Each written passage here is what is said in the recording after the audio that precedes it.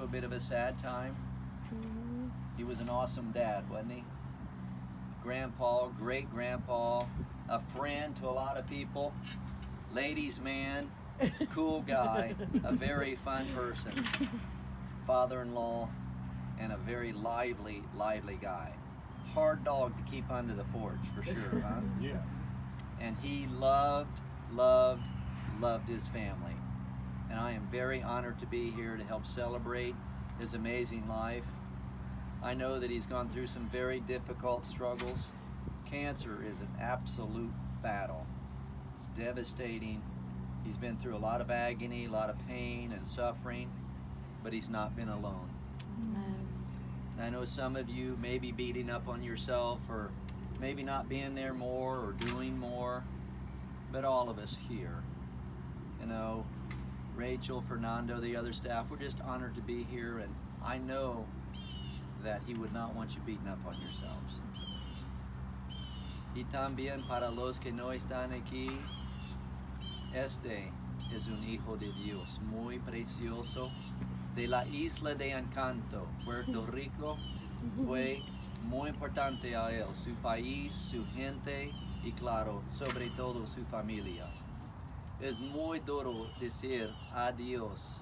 Es una palabra muy buena, muy preciosa. The word adios is so beautiful. Dios. Dios means God.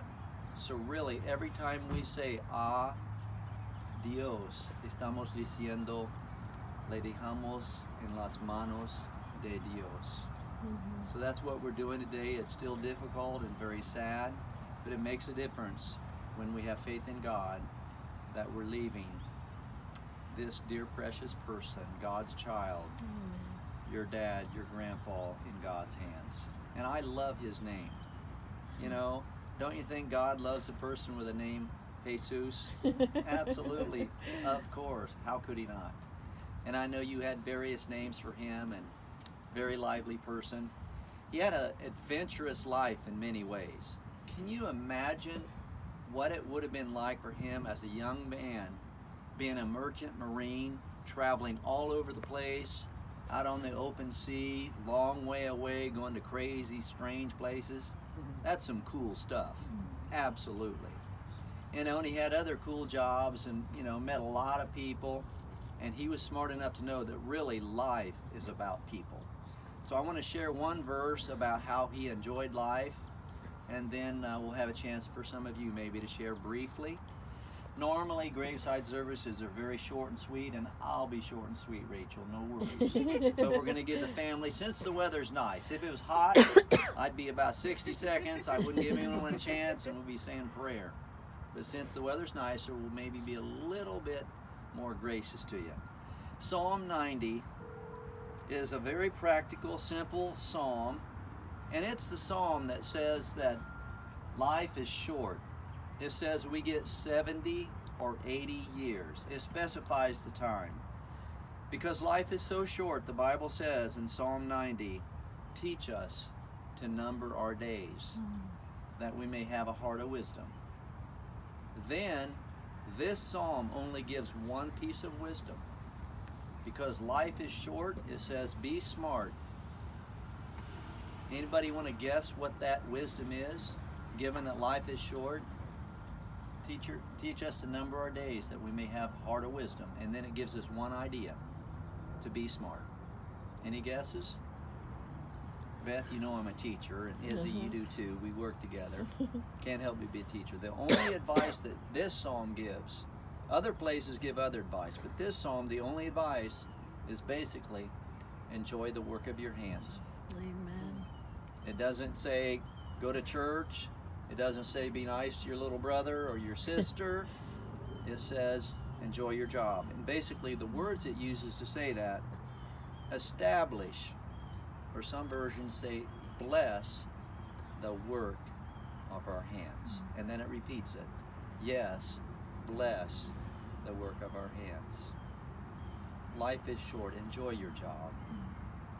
You know, for the grandkids, whatever that is, all of you, everyone that's listening, if you're in the stage of life where you're in college, or whatever you're doing. I know some jobs are not easy. His jobs weren't easy, but he enjoyed them too. He enjoyed the people and tried to find fun in it. And I know he'd want you to enjoy what you're doing in life. Enjoy your job. Like I said, and as I was talking with Beth, you know, if there's anyone that'd like to say something short or sweet today, this is a sacred spot, a sacred day. Anybody like to say something short and sweet about him from the perspective as a dad, father-in-law, grandpa? Anybody like to share a little something today? You guys don't want to say nothing yet? No, I'll say something, but you can go. Little brother gets to go first. Gets to go first, guys.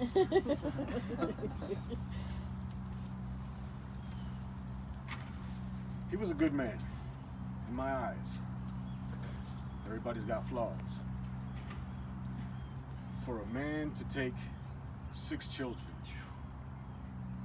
and raise them as his own shows a lot of integrity in him, you know? Shows his passion. I learned about his passion. He was a very passionate person, whether it was construction, fishing, his hobbies. He would not let me touch his little battleships. I keep on saying that to this day. He was always making those little model battleships, and I always wanted to play with it, but everything was glued down. And that glue reminds me, you know, that everything has its place. You know, he wanted to be, you know, very definitive in everything that he did. He was a very good person to me, you know. And I'm gonna take that with me for the rest of my life.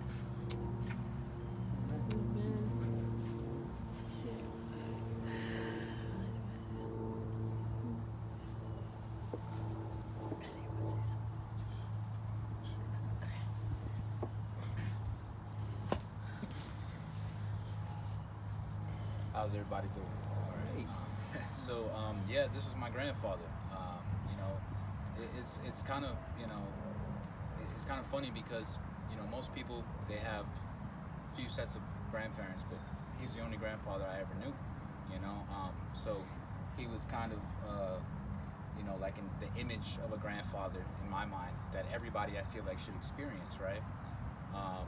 You know, you're not lying about the model ships. Those things were super cool, especially as a little kid.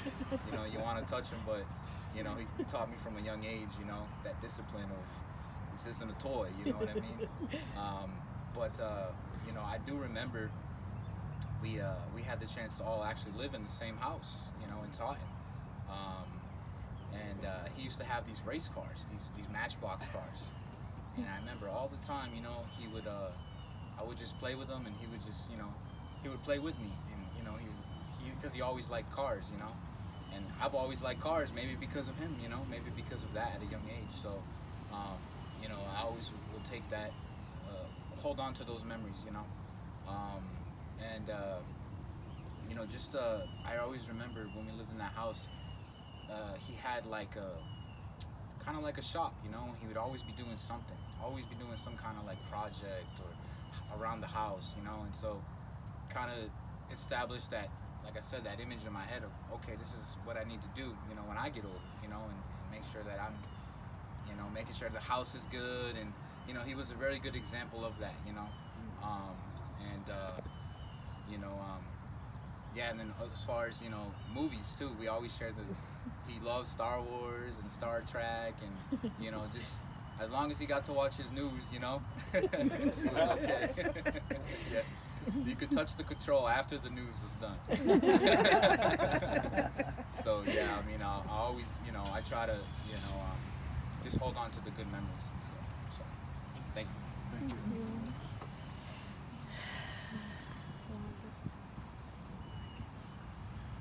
Where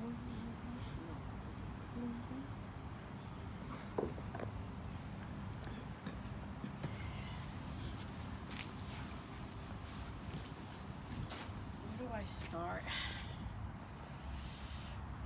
My dad, what a man he was. dad had a giving heart. He was the type of person that if you needed a ride, he was there. Just tell him the time, and he was there not 1 second later. You told him 10, 10 on the dot he would be. He was the type of person that when we were getting ready for church when we were younger, he would say, we have to be at church at 9:30. If whoever's not in the car, I am leaving without you. And he was right. You would be getting ready, running around 9:30. He's gone. So we always knew punctuality was with him, and he instilled that in us. That when you were gonna tell people that you were gonna do something, follow through. So he taught us how to be dependable, how to be trustworthy, how to be hardworking. He was very OCD, and so in our house growing up, between my mother and him, they were the most organized two people I've ever seen in my life. You could not step out, because if you went this way, it was my father. If you went that way, it was my mother. So we learned organization, we learned hard work, we learned honesty, we learned giving. They both had hearts, big hearts of giving to others. So in our home, my mother was always cooking big meals and my dad helping out. So as kids, we just remembered all those memories. With my dad, I can never not remember one Christmas where we didn't have a present. There were times where we would see them, they had these looks like, I don't think we're getting Christmas presents this year. But some way, somehow, we always had Christmas presents. We always had new outfits at Christmas. Easter, we always had new Easter outfits. I just can't remember not once where we were without, and they did not have a lot of money. And looking back, when he was sick and we would talk about this in the hospital, I would say, Dad, how did you and Mom do it with 6 kids? How did you, I cannot remember a time that we didn't have a Christmas present or a birthday present.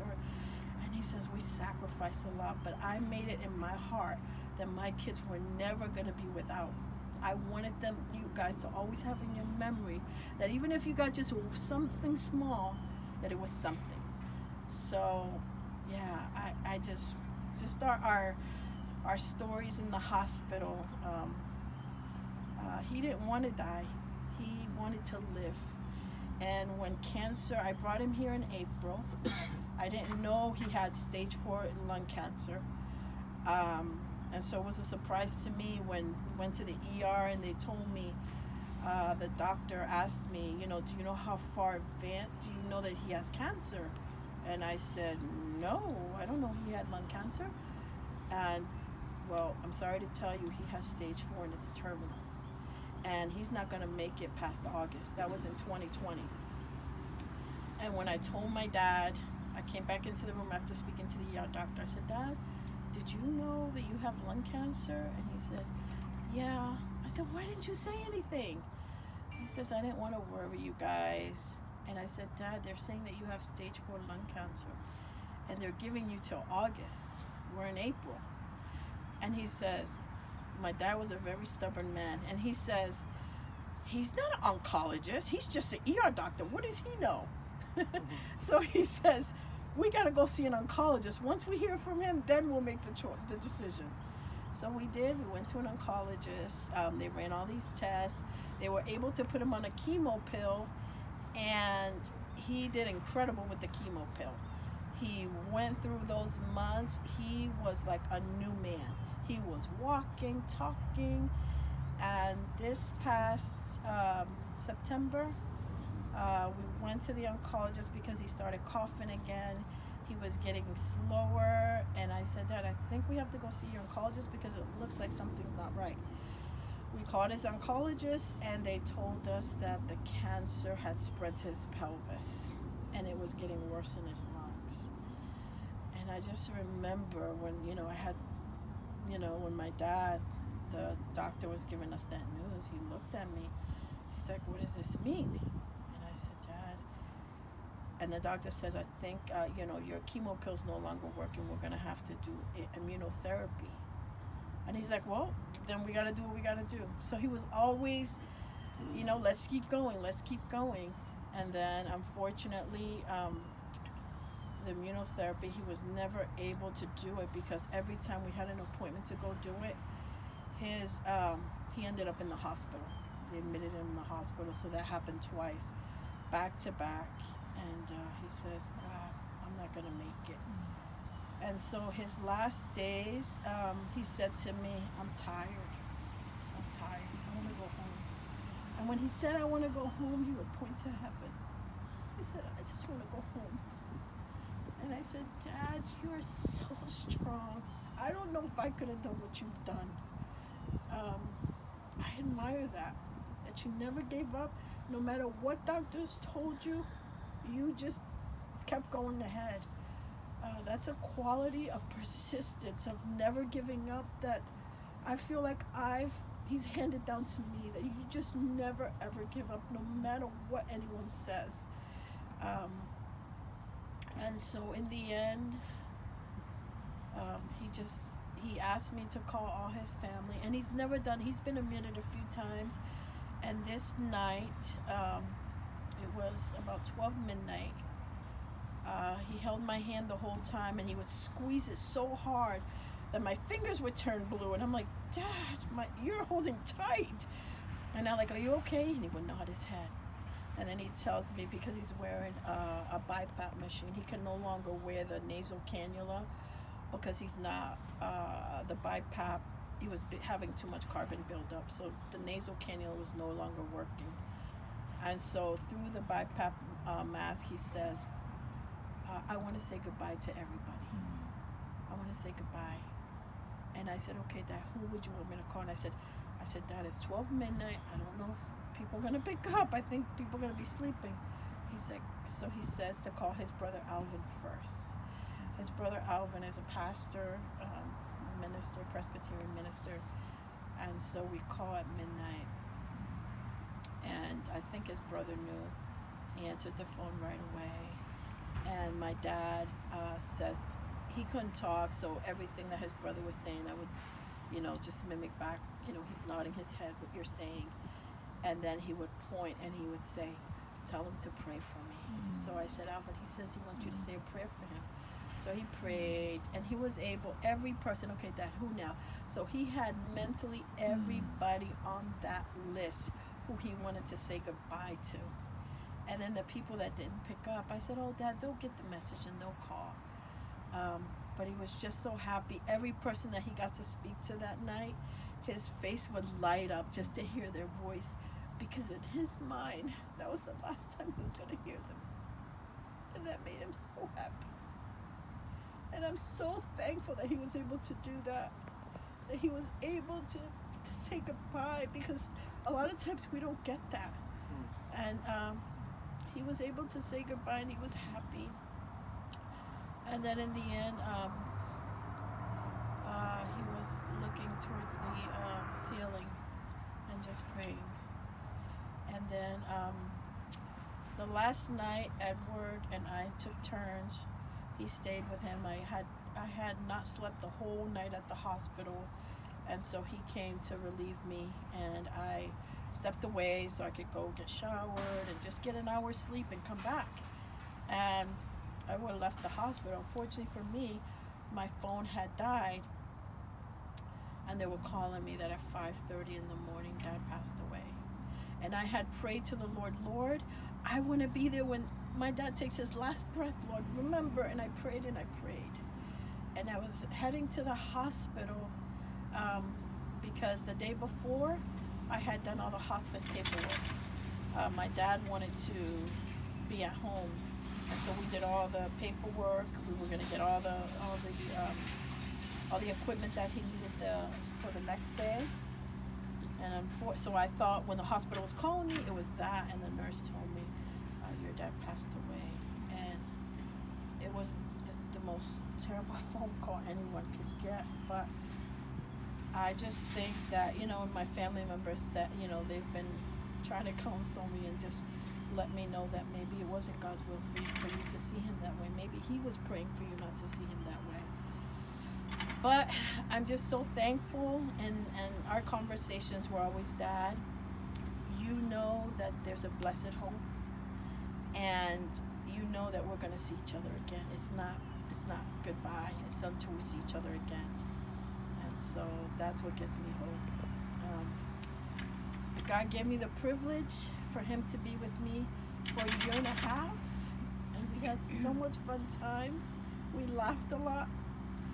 He could have his grumpy days, but I wouldn't let him, because I would crack a joke and he'd laugh and call me crazy. But I miss him terribly. I go by his room and I feel like I'm gonna hear his voice calling me. He would say, "Bethsaida," and I would say, "Dad, I'll be right there." And I feel when I go home that I'm going to hear his voice. But I'm just so thankful that God gave me a year and a half with him, and that I was able to care for him. And he would always say, "I'm so sorry I'm putting you through so much." I said, "Dad, this is an honor. I consider it an honor that God gave me this opportunity. Don't ever think that you are a bother in any way, because I know if the tables were turned, Dad, you would do it for me." And he said, "Yes, I would." So, yeah, he was a good man. He was a stubborn man at times, but I miss him terribly. We had some good times. He would always say to me that he was going to win the lottery, because he loved to play his lottery. And he says, "I'm going to win the lottery." And we would go through this BMW dealership all the time. And he would say, "Oh, I'm going to win the lottery. I'm going to get a BMW, and then I'm going to go have steak dinner after." And so that was always, every time we went down the street, "There's my BMW. Oh, not today, but yeah, I got the lottery ticket." So that was always the joke. I said, "Dad, your BMW." But yeah, thank you so much. And, but yeah, so I'm so thankful that I got to be with my dad his last days. Thank you so much, guys. I just want to add to what Beth was saying, because it made me think of a couple of things. One of the things that I remember Jesus was, in the beginning when I met him. Remember, I wasn't a Christian, so he's the one who basically was the person that introduced me to the Bible. But he was a great thinker. He wasn't one of those people who just read the Bible and just read it as it is. He was always a great person. He would always think out of the box. And those are discussions I like. So we always have these discussions all the time. Just discussions that people probably don't even have themselves. But he was always interesting, and that's what I liked about him. I missed that so much about him, because, and I remind him about that too. Because, most of those days we always have conversations about the book of Revelation, the book of John, whether it was Paul and his journeys, things like that, because he always felt that he related to Paul, obviously, traveling in different locations. So that's one of the things I can definitely tell you about him. He definitely was sort of like a person, the only person really I can remember, as far as a man's concerned, because wasn't really with a dad myself, that I looked upon him as sort of like leaning on him with Bible knowledge, in a sense, because he was just a deep thinker, and I just loved that. Anyone can attest to this. His Bible was always marked up, and knowing where to go and what to do, and he always loved it. In fact, in the church, one thing he also set an example was he was always on time, like Beth was saying. He was a deacon for the church for how many years? Many, many years. And first one in church, all the time. Sabbath school teacher, all that. Always on time. The other thing I want to add is at the very end, when I was with him, and going to what Beth was saying, he was always thinking of other people. He was also thinking about Beth a lot too, because I told him, I believe Beth should be back, just hang in there, tomorrow you're going to be going home, you're going to be fine. And he would shake his head, and I just kept, he kept kind of struggling. And his mask would come off, put it back on, and, it's just like was struggling. And he kept saying, "I can't no more." Kept saying, "I can't no more." And I said, "Well, Beth will be here soon," because I know he was very excited about that when he heard that. And also one time I said it to him, he shook his head, "No more. No more." Almost like he didn't really want to see Beth continue to do what she was doing. He knew at that point she did enough, and it felt like he was just going to give up. So that's why I kept motivating him for that. But like I said, in the end, I just felt like he was ready to go. There was moments like, for example, I'll be standing there. He'll say, "Can you stand aside for a second?" And I'm like, "What do you want to stand aside for?" He'll turn me this way. He was looking at something. I don't know what it was. To this day, we don't know what people see right at the end of the desk. And he just was doing things like that, very prepared to go.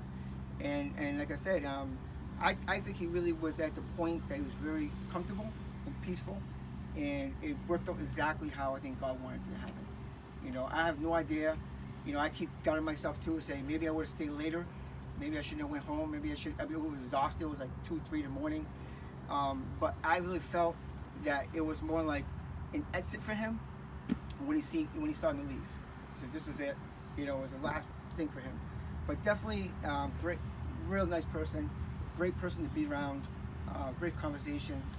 And I definitely want to miss him for that. So I want to add that to what I was saying.